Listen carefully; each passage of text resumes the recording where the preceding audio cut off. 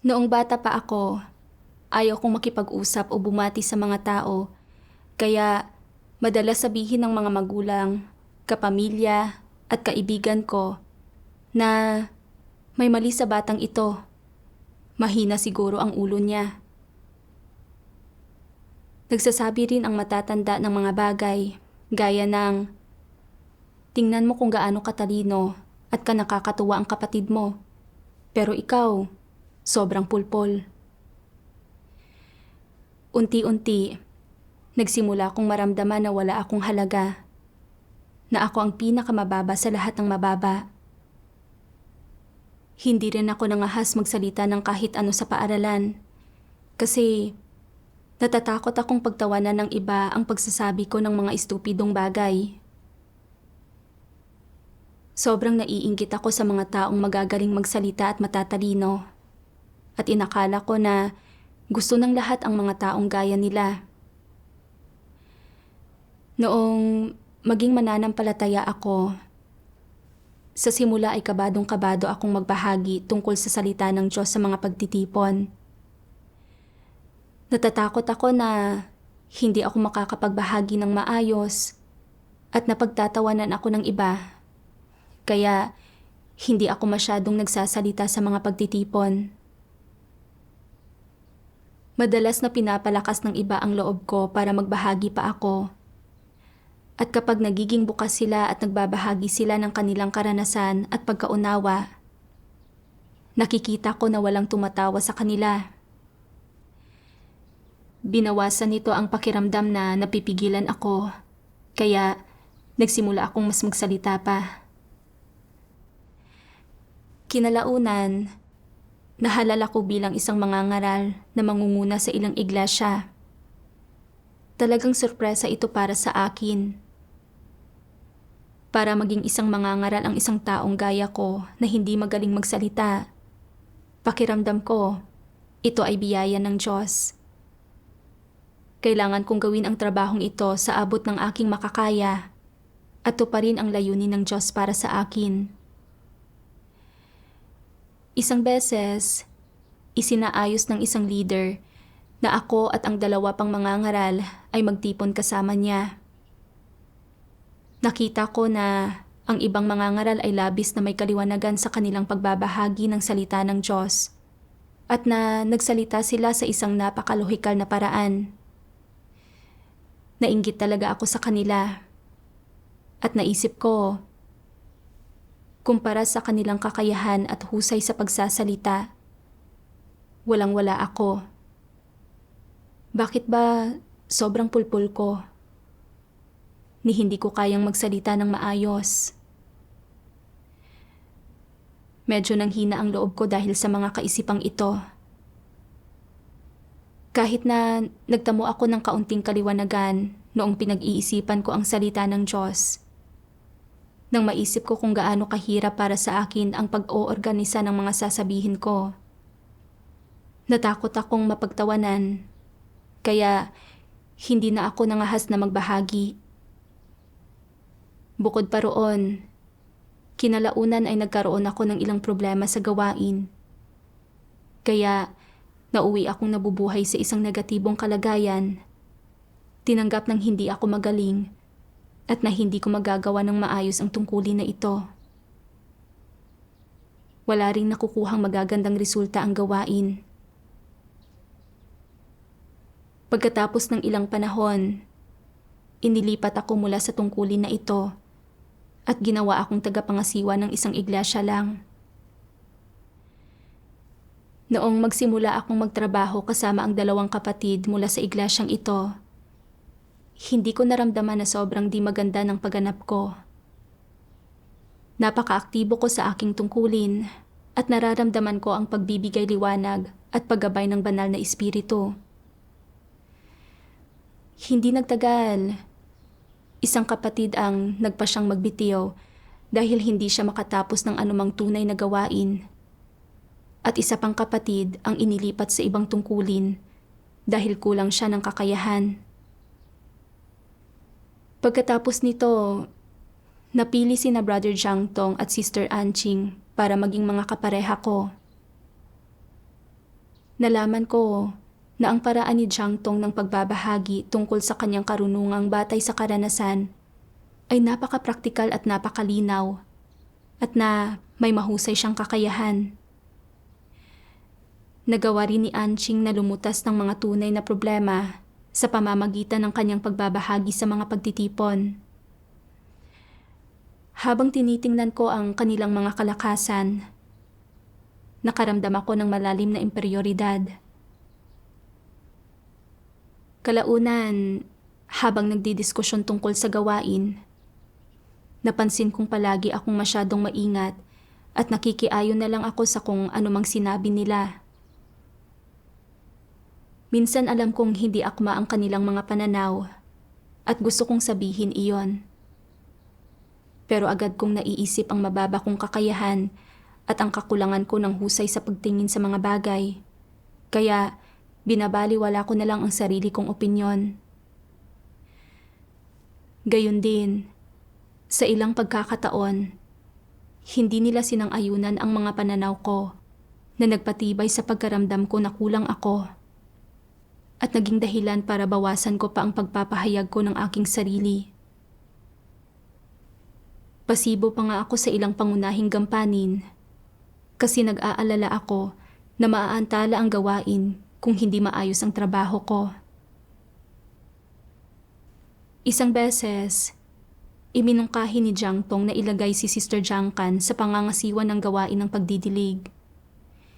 Kilalang kilala ko si Jiang Kan. Parati siyang pabaya at irresponsable sa kanyang tungkulin. At natanggal na siya dati dahil sa hindi niya paggawa ng tunay na gawain. Wala pa rin siyang kaalaman tungkol sa sarili niya at hindi siya nababagay ng mga siwa sa ganoon kaimportanteng trabaho. Sa mahinang tinig, ipinahayag ko ang aking mga pananaw. Nakipagkita si Jiang Tong kay Jiang Kan matapos marinig ito. Pagkatapos, sinabi niya sa akin na sinuri na niya ang sitwasyon at nalaman niya na si Jiang Kan ay mayroon na ngayong kaunting pagninilay sa sarili at pagkakilala sa sarili at na kailangan naming tingnan ang potensyal ng mga tao, hindi lang ang nakaraan nila. Sinang-ayunan ni Anqing ang pananaw na ito ni Jiang Tong.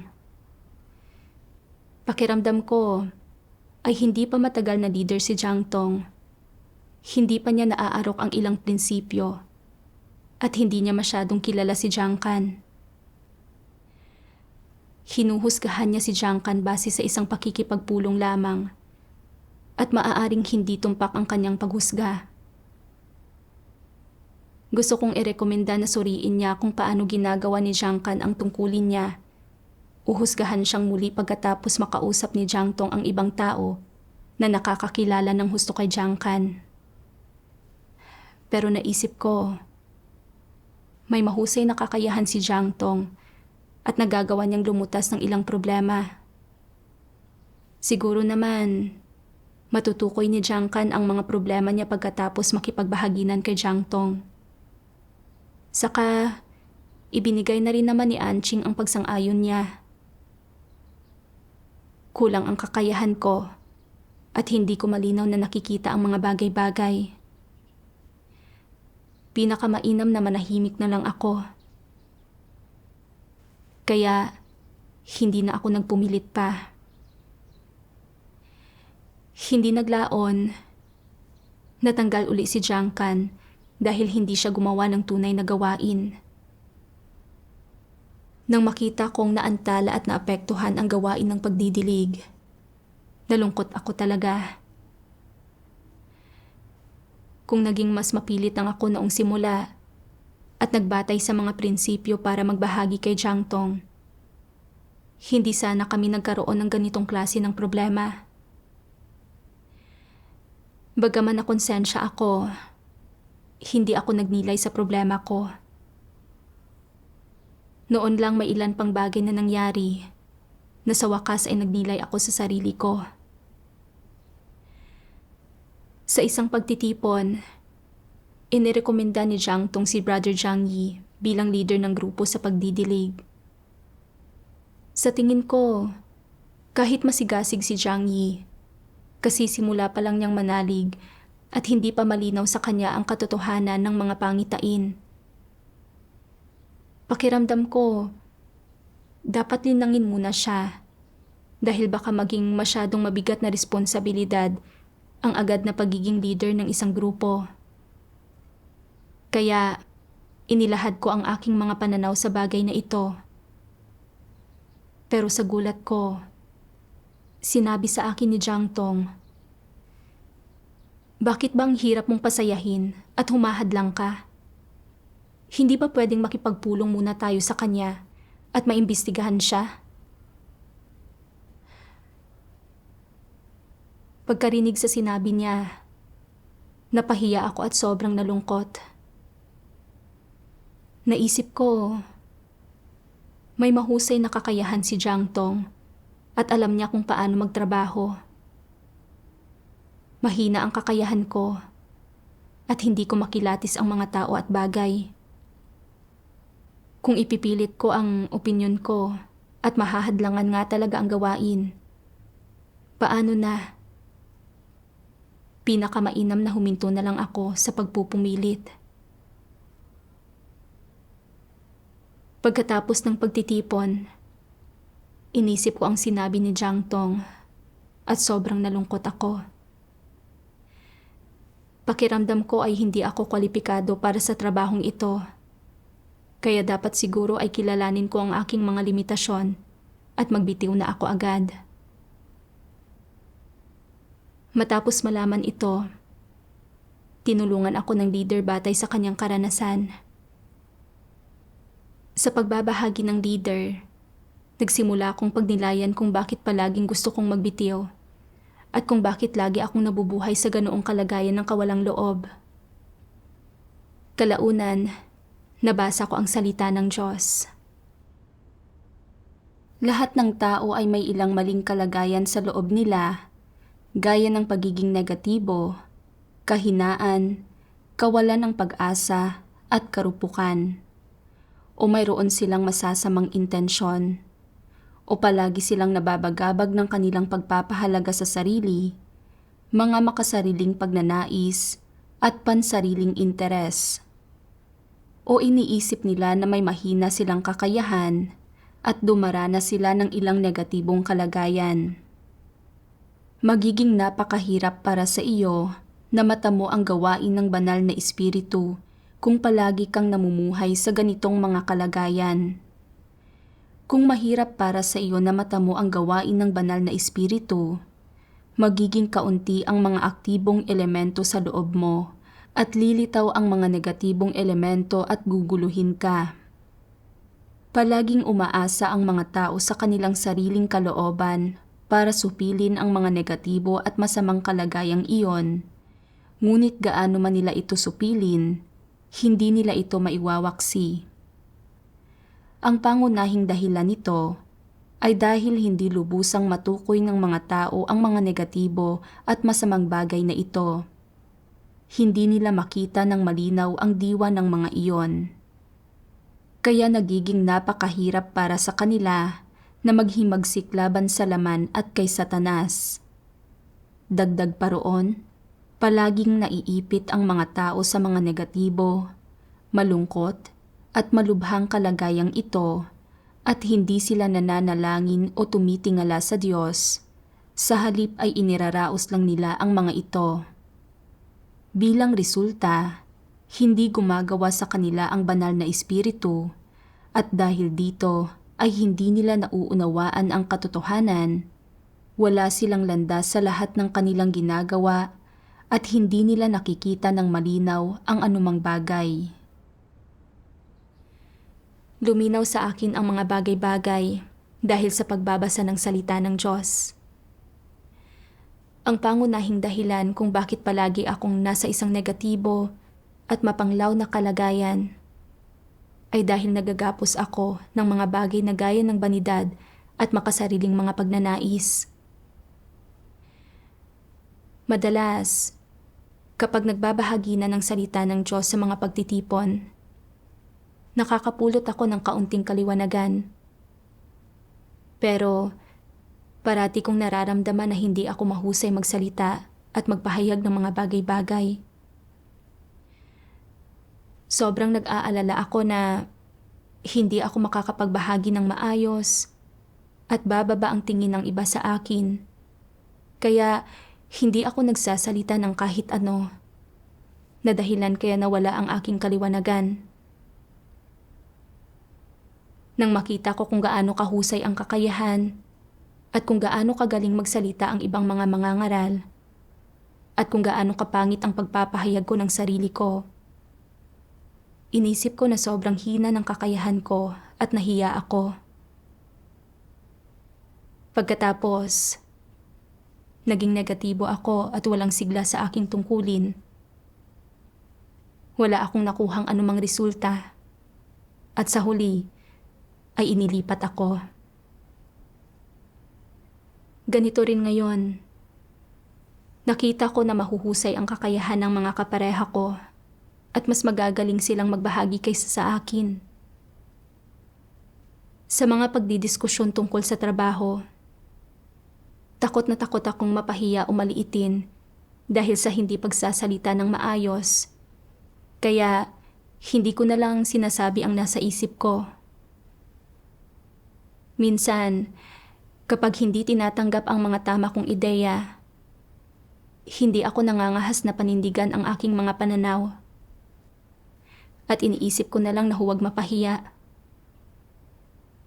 Kontrolado ako ng mga negatibong emosyon na ito at gusto ko pang umiwas sa aking tungkulin.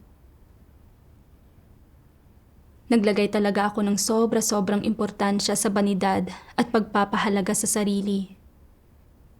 Kung magpapatuloy akong ganito, hindi ko kailanman makakamit ang gawain ng banal na espiritu at wala na akong magiging paraan para maunawaan o makamit ang katotohanan. Kaya, nanalangin ako sa Diyos. Hiniling ko sa Kanya na bigyang liwanag at gabayan niya ako upang makilala ko ang sarili ko at mapabuti ko ang aking kalagayan. Kalaunan, binasa ko ang salita ng Diyos. Kumpara sa mga normal na tao, mas matindi ang pagmamahal ng mga antikristo sa kanilang reputasyon at katayuan, at isa itong bagay na nasa loob ng kanilang disposisyong diwa. Hindi ito isang pansamantalang interes o lumilipas na epekto ng kanilang paligid.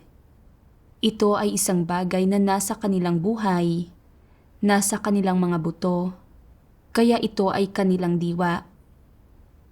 Masasabing sa lahat ng ginagawa ng mga antikristo, ang una nilang isinasaalang-alang ay ang kanilang sariling reputasyon at katayuan, wala nang iba pa.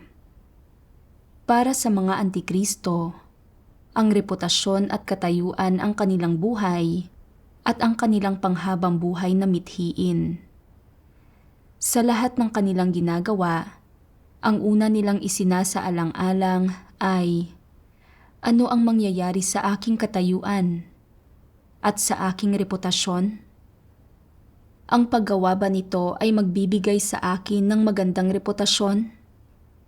Itataas ba nito ang aking katayuan sa isipan ng mga tao? Iyon ang unang bagay na kanilang iniisip, na sapat na patunay na mayroon silang disposisyon at diwa ng mga antikristo. Kung hindi nila isasaalang-alang ang mga problemang ito. Maaaring sabihin na para sa mga antikristo, ang reputasyon at katayuan ay hindi kung anong karagdagang hinihingi lamang at hindi rin isang bagay na kayang-kaya nila kahit wala ang mga ito. Bahagi ang mga iyon ng kalikasan ng mga antikristo. Iyon ay nasa kanilang mga buto, sa kanilang dugo. Ang mga iyon ay likas sa kanila. Hindi masasabing ang mga antikristo ay walang pakialam kung sila ba ay nagtataglay ng reputasyon at katayuan. Hindi ganito ang kanilang pag-uugali. Kung gayon, ano ang kanilang pag-uugali? Ang reputasyon at katayuan ay malapit na nauugnay sa kanilang pang-araw-araw na buhay, sa kanilang pang-araw-araw na kalagayan, sa kung ano ang kanilang hinahangad sa araw-araw. Mula sa salita ng Diyos, nakita ko na pinapahalagahan talaga ng mga antikristo ang kanilang reputasyon at katayuan. Ang dalawang bagay na ito ang nag-uudyok sa lahat ng kanilang ginagawa. Ito ay resulta ng kanilang antikristong diwa. Ito rin ay tumutugma sa kung paano ako kumikilos. Mula pagkabata, pakiramdam ko ay wala akong nagawang kahit anong mabuti. Pakiramdam ko ay napipigilan ako at napakaingat ko sa lahat ng ginagawa ko. Ang pangunahing dahilan nito ay ayaw kong mapahiya at ayaw kong bumaba ang tingin ng iba sa akin. Bakit ba masyado kong pinahalagahan ang aking katayuan at dignidad?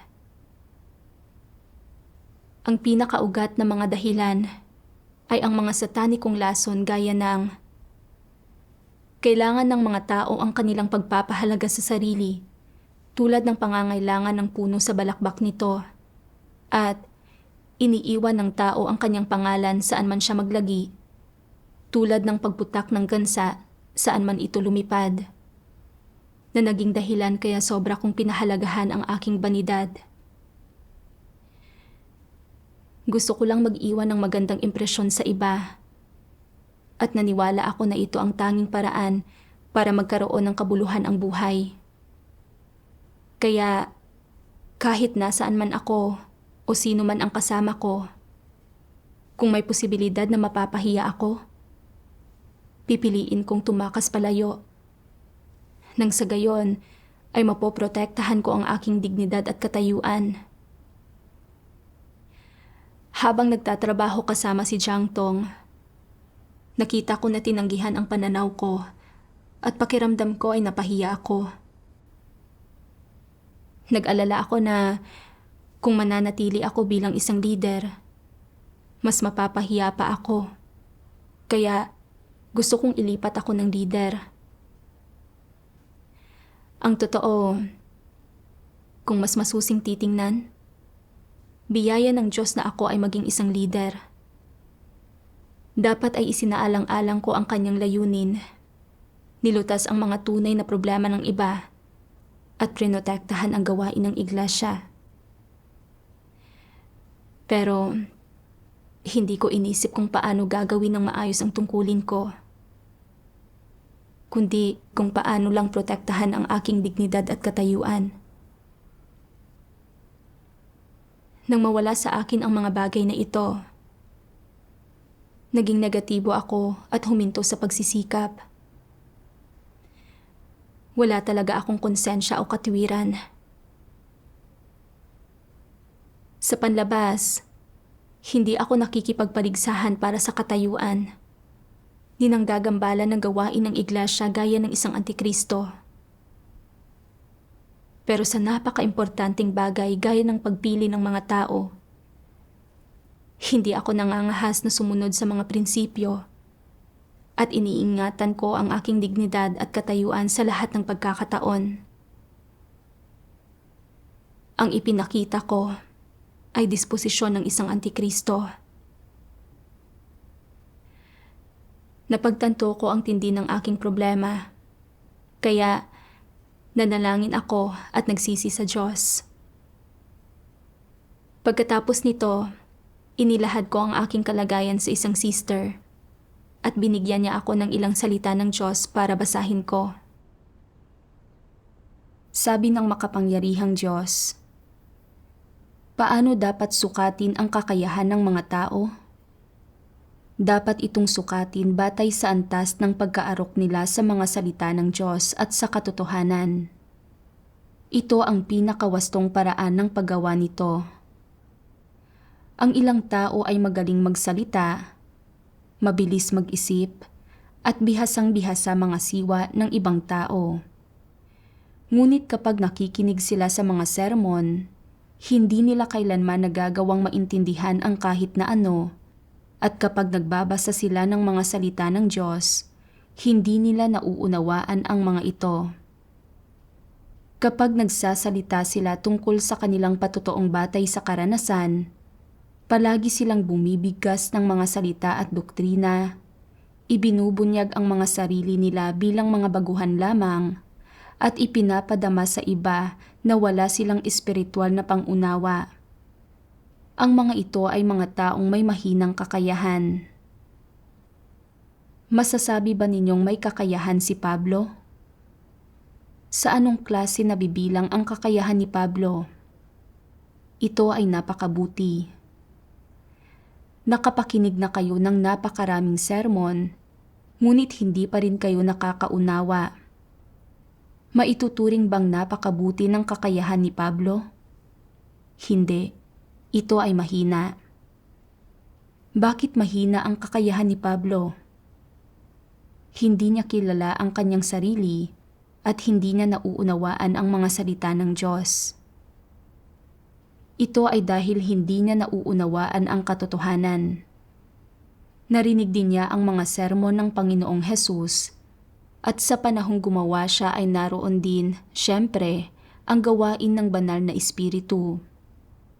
Kaya paano nangyari na nang matapos niya ang lahat ng gawaing iyan, naisulat ang lahat ng liham na iyon, at naglakbay sa lahat ng iglesyang iyon, wala pa rin siyang naunawaan sa katotohanan at walang ibang ipinangaral kundi doktrina? Anong uri ng kakayahan iyan? Isang mahinang kakayahan. Bukod pa riyan, inusig ni Pablo ang Panginoong Hesus at inaresto ang kanyang mga alagad. Pagkatapos nito, siya ay pinatamaan ng Panginoong Hesus ng isang dakilang liwanag mula sa langit. Paano hinarap at inunawa ni Pablo ang dakilang kaganapang ito na nangyari sa kanya? Ang paraan ng pagkaunawa niya ay naiiba kay Pedro. Inisip niya, pinabagsak ako ng Panginoong Hesus, nagkasala ako, kaya dapat lalo pa akong magsikap para makabawi ako. At sa oras na mabalanse ng mga merito ko ang mga demerito ko, magagantimpalaan ako. Kilala ba niya ang sarili niya? Hindi. Hindi niya sinabi, sinalungat ko ang Panginoong Hesus dahil sa aking malisyosong kalikasan, ang aking kalikasan ng isang antikristo. Sinalungat ko ang Panginoong Hesus. Walang mabuti sa akin. Taglay ba niya ang gayong kaalaman tungkol sa sarili niya? Wala siyang kahit katiting na pagsisisi, lalong wala siya ng kahit anumang kaalaman tungkol sa sarili niya. Wala siya ng kahit alin sa mga bagay na ito. Nagpapakita ito na mayroong problema sa kakayahan ni Pablo at nawala siya ng kakayahang maunawaan ang katotohanan. Pinahintulutan ng mga salita ng Diyos na maunawaan ko na hindi talaga naaayon sa katotohanan na sukatin ang kakayahan ng isang tao batay sa nakikitang kahusayan niya sa pagsasalita, mga kaloob at katalinuhan. Gaya ni Pablo, marami siyang kaloob, mahusay magsalita, at ipinalaganap niya ang ebanghelyo sa halos buong Europa. Pero hindi niya naintindihan ang katotohanan at lalong hindi na naunawaan ang kanyang sarili. Nakagawa siya ng napakalalaking kasamaan at hindi siya kailanman nagkaroon ng anumang tunay na pagkakilala sa sarili o pagsisisi. Sa halip, gusto niya lang na magantimpalaan at makapasok sa kaharian ng Diyos sa pamamagitan ng paggawa ng mabubuting gawa. Hindi naunawaan ni Pablo ang katotohanan at isa siyang taong may mahinang kakayahan. Inakala ko lagi noon na kung mahusay magsalita ang isang tao at matalino siya, ay mahusay ang kanyang kakayahan.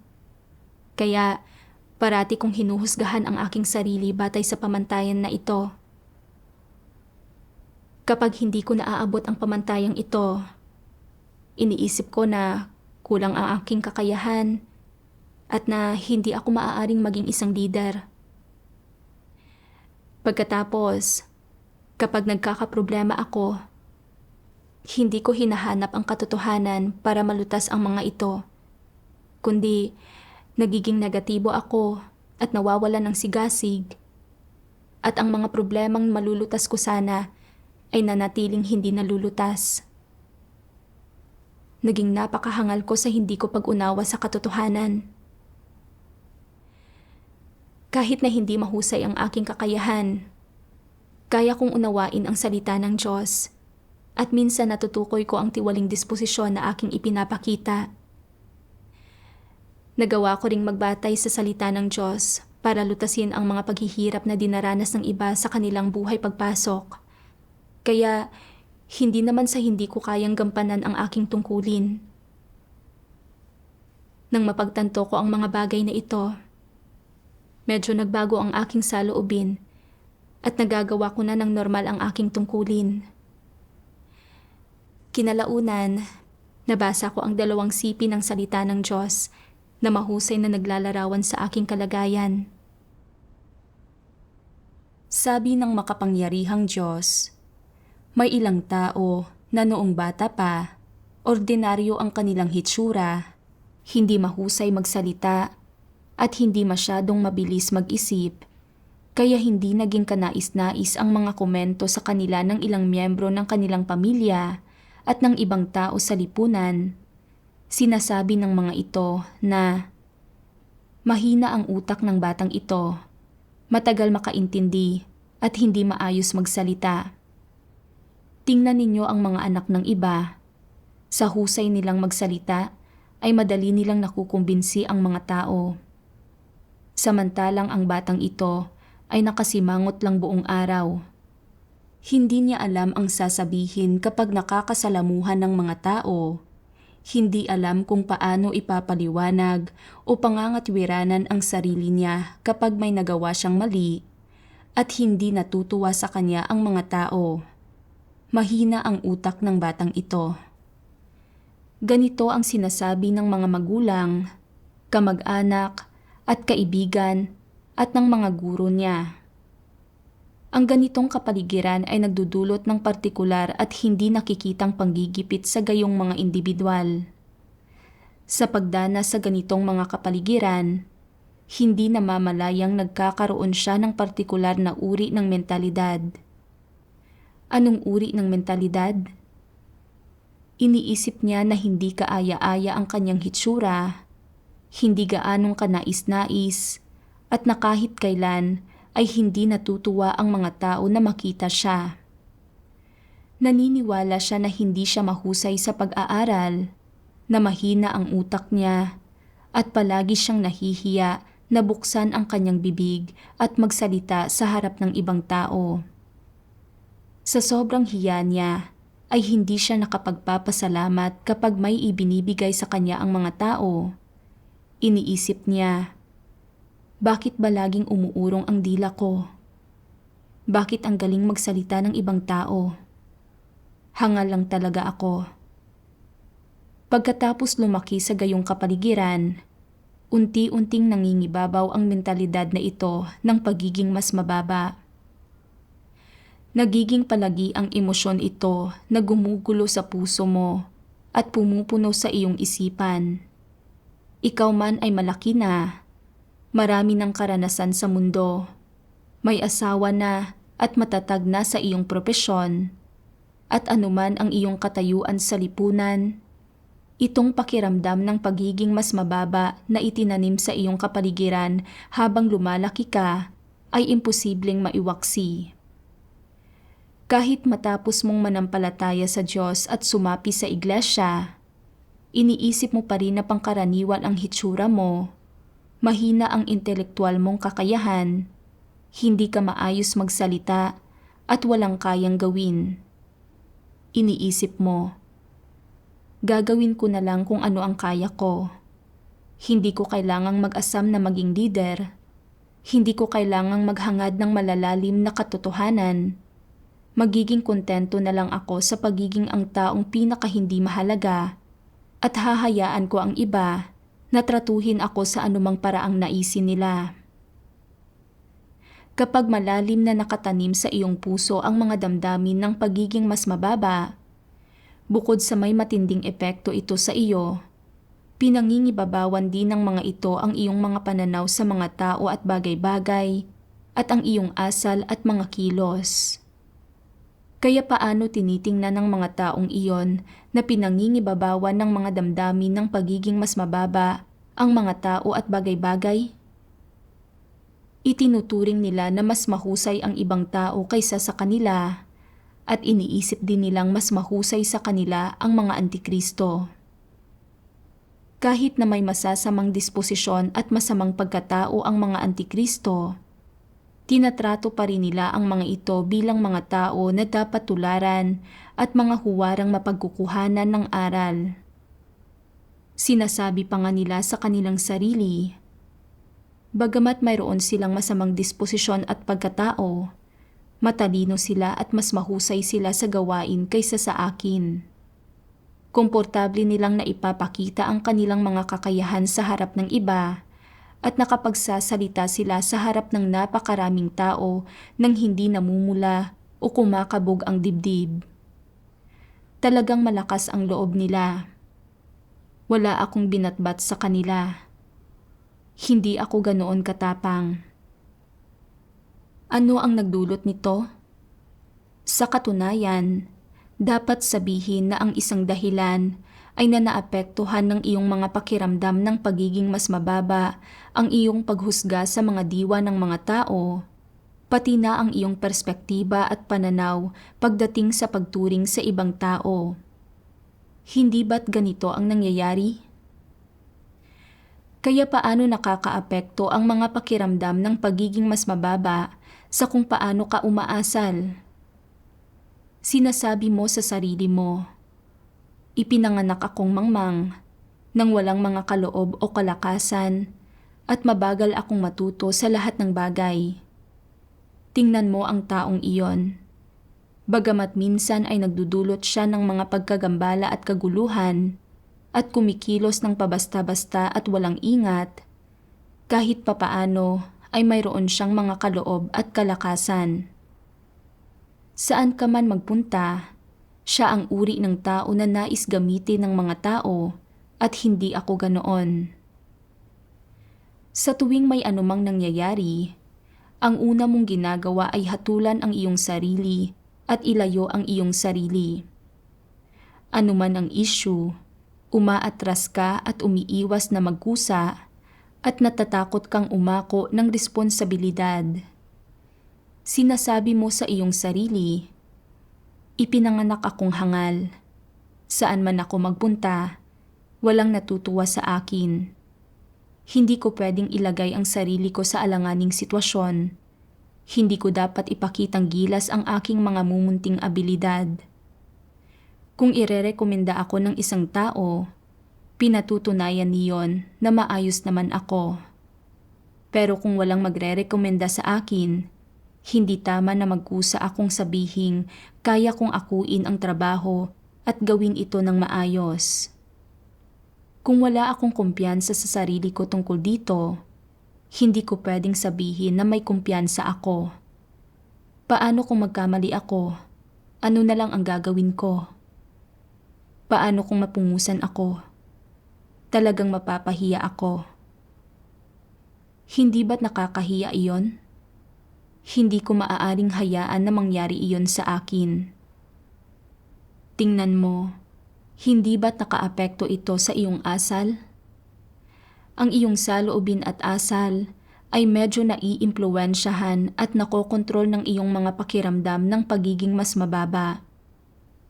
Maaaring sabihin na ito ang bunga ng iyong mga pakiramdam ng pagiging mas mababa. Pagkabasa ng salita ng Diyos, naramdaman ko na nauunawaan talaga tayo ng Diyos. Ang ibinunyag niya ay ang mismong paraan ko ng pag-iisip. Tila ba ang importansya na inilagay ko sa dignidad ay hindi ang tanging dahilan ng kawalan ko ng lakas ng loob. May isa pang dahilan ito. Dahil sa impluwensya ng mga tao at mga bagay sa palibot ko, nagkaroon ako ng pagkaramdam ng imperioridad Nawalan ako ng kakayahang makita ng tama ang aking sarili. At pakiramdam ko palagi ay wala akong magandang nagawa. Kaya naging sobrang ingat ko. Nasupil ako at napigilan sa lahat ng bagay na ginawa ko.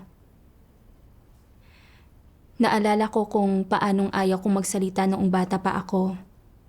At kung paanong madalas akong hinahamak at tinatawag na mapurol o bobo ng matatanda. Pero ang totoo, mayroon akong mga sarili kong opinyon kahit na hindi ko sinasabi ang mga iyon noong panahong iyon. Hindi lang ako nagsasalita dahil takot akong mapahiya. Hindi ako nangahas na magsalita ng kahit ano sa mga klase. Hindi dahil hindi ko nauunawaan, kundi dahil pakiramdam ko ay hindi ako mahusay magsalita. Kaya sobra akong natakot magsalita. Kapag nagbabasa ng salita ng Diyos sa mga pagtitipon, nakakapulot ako ng kaunting kaliwanagan.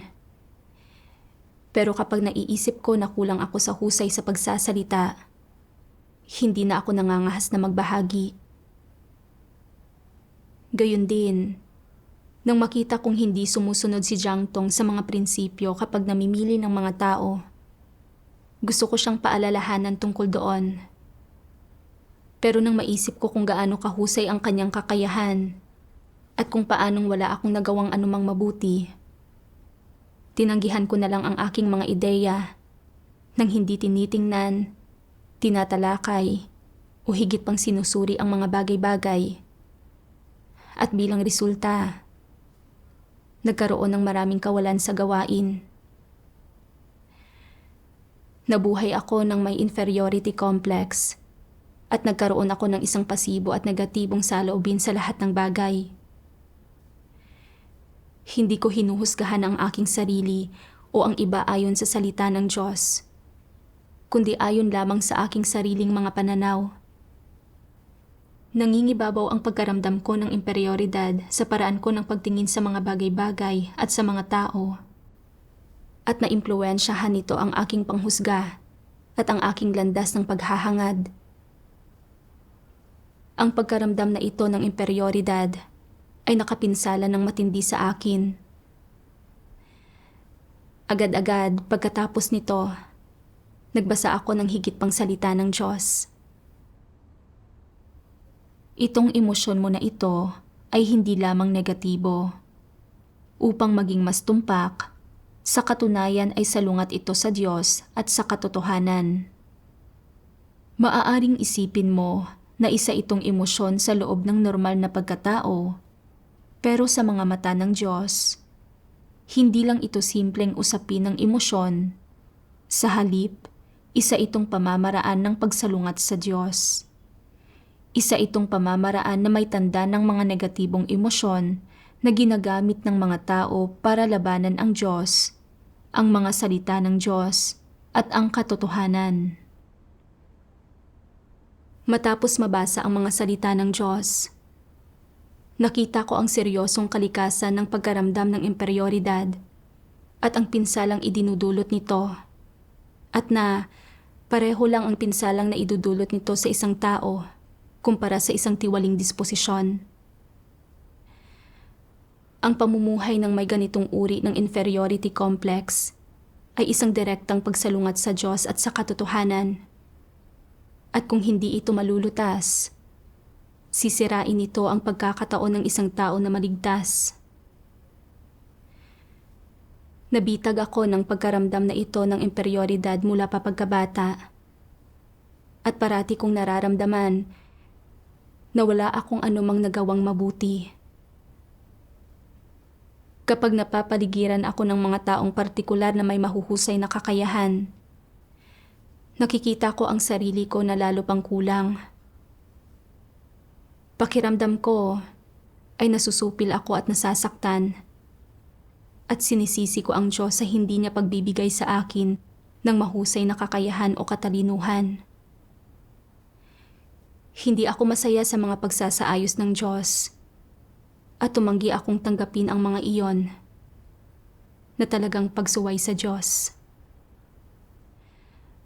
Paanong hindi ako ititiwalag kung nagpatuloy ako na ganito?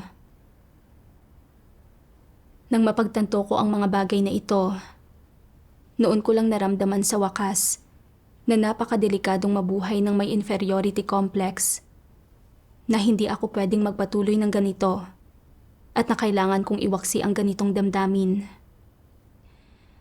Nang maglaon, nagbasa pa ako ng salita ng Diyos. Kaya, paano mo tumpak na masusuri at makikilala ang iyong sarili? At paano ka makalalaya sa pakiramdam ng pagiging mas mababa? Dapat mong gamitin ang mga salita ng Diyos bilang batayan sa pagkilala sa iyong sarili, pag-alam sa kung ano ang iyong pagkatao, kakayahan, at talento, at kung anong mga kalakasan ang mayroon ka. Halimbawa, ipagpalagay na dati kang mahilig at magaling kumanta, pero palagi kang pinupuna at minamaliit ng ilang tao, sinasabing hindi ka makasabay sa tugtog at nawala ka sa tono, kaya ngayon ay nadarama mo na hindi ka magaling kumanta at hindi ka na naglalakas loob na gawin ito sa harap ng ibang tao. Dahil mali kang sinuri at hinusgahan ng mga taong iyon na makamundo, ng mga taong magulo ang isip at pangkaraniwan, nabawasan ang mga karapatan na nararapat sa iyong pagkatao at napigilan ang iyong talento.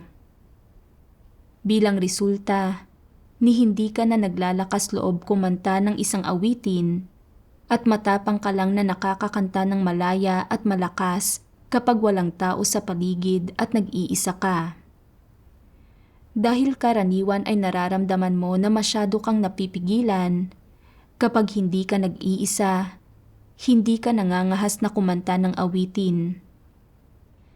Nangangahas ka lang na kumanta kapag mag-isa ka, tinatamasa ang oras na nagagawa mong kumanta ng malakas at malinaw, at sobrang kaaya-aya at malaya ang pakiramdam mo sa oras na iyon. Hindi ba totoo iyon? Dahil sa pinsalang nagawa sa iyo ng mga tao, hindi mo alam at hindi mo malinaw na nakikita kung ano ba talaga ang kaya mong gawin, kung saan ka magaling at kung saan ka hindi magaling. Sa ganitong sitwasyon, kailangan mong gumawa ng tamang pagsusuri at sukatin ng tama ang iyong sarili batay sa mga salita ng Diyos. Dapat mong pagtibayin kung ano ang natutunan mo at kung saan nakasalalay ang mga kalakasan mo, at humayo ka at gawin mo ang anumang kaya mo. Para naman sa mga bagay na hindi mo kayang gawin, ang iyong mga kakulangan at kapintasan, dapat mong pagnilayan at kilalanin ang mga ito, at dapat din na tumpak mong suriin at alamin kung ano ang kakayahan mo at kung mahusay o mahina ba ito. Kung hindi mo maunawaan o malinaw na makilala ang sarili mong mga problema, kung gayon, hilingin mo sa mga tao sa paligid mo na may pagkaunawa na kilatisin ka. Tumpak man o hindi ang sasabihin nila, kahit papaano ay mabibigyan ka nito ng pagbabatayan at pag-iisipan, at mabibigyan ka nito ng kakayahan na magkaroon ng batayang pagsusuri o paglalarawan sa iyong sarili. Pagkatapos, malulutas mo na ang seryosong problema ng mga negatibong emosyon gaya ng pagiging mas mababa, at unti-unti kang makakaahon mula sa mga ito. Ang gayong mga pakiramdam ng pagiging mas mababa ay madaling lutasin kung magagawa ng isang tao na kilalanin ito, mamulat tungkol dito, at hanapin ang katotohanan. Pagkabasa ko ng salita ng Diyos, nakahanap ako ng paraan para bitawan ang pagkaramdam na ito ng imperioridad. Kailangan kong gamitin ang salita ng Diyos para maunawaan at masukat ang sarili ko, at maaari ko ring hilingin sa mga taong nakakakilala ng husto sa akin na suriin nila ako. Kaya nanalangin ako sa Diyos. O Diyos, alam ko na ngayon kung gaano kadelikado ang pamumuhay ng may inferiority complex. Gusto kong iwaksi ang damdaming ito, kaya pakitulungan mo ako. Kinalaunan, hiniling ko sa aking mga kapareha na suriin nila ako. Sinabi nila, dahil kaya mo namang maunawaan ng dalisay ang salita ng Diyos at kaya mong magbahagi ng salita ng Diyos na nauugnay sa iyong mga katiwalian at kalagayan at natutulungan mo ang iba na malutas ang kanilang mga tunay na issue, hindi kasing sama ng sinasabi mo ang mga bagay-bagay. Kahit na hindi mahusay ang kakayahan mo, basta't ibinibigay mo ang kaya mo, makagagawa ka ng tunay na gawain. Pagkarinig sa sinabing ito ng mga kapatid, medyo mas guminhawa ang pakiramdam ko at naisip ko, kahit hindi ako kasing galing ng ilan sa iba pagdating sa pagpapahayag ng sarili, nauunawaan ng lahat ang aking ibinabahagi. Hindi ako dapat makaramdam ng pagkapigil. Dapat magbahagi lang ako sa abot ng makakaya ko. Hindi ko dapat isipin lang kung paano ko pahahangain ang iba. Kailangan kong magtuon sa kung paano magbahagi ng praktikal para malutas ang mga problema at makinabang ang mga kapatid. Gayon din, kahit kulang ang aking kakayahan, kung magsasanay pa ako, makakabawi ako sa aking mga pagkukulang at mapapabuti ko ang aking kakayahan. Hindi ko dapat ikumpara ang sarili ko sa iba o maging negatibo o maliitin ang aking sarili. Kailangan kong hangarin ang pagpasok ng may positibong saloobin. Nang mapagtanto ko ang mga bagay na ito, nagawa kong tratuhin ang sarili ko ng tama at mas gumanda ang pananaw ko sa paggawa ng aking tungkulin. Napili uli akong maging mangangaral nitong nakaraan. Hindi ko ito inaasahan at nag-alala ako na baka hindi ko ito magawa. Pagkatapos, naalala ko ang sinabi ng salita ng Diyos. Dapat mong gamitin ang mga salita ng Diyos bilang batayan sa pagkilala sa iyong sarili, pag-alam sa kung ano ang iyong pagkatao, kakayahan at talento, at kung anong mga kalakasan ang mayroon ka. Kailangan kong sukatin ang mga bagay-bagay gamit ang salita ng Diyos.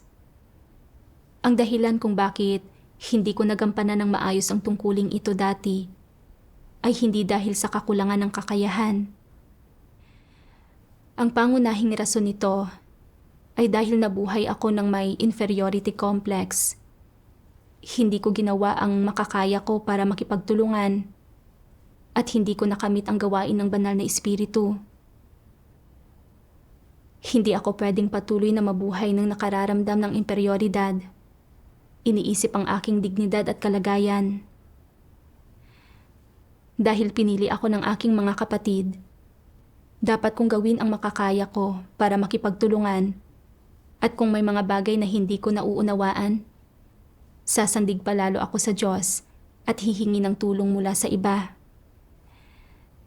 Sa ganitong takbo ng pag-iisip, naramdaman kong mas panatag ako at mas malaya.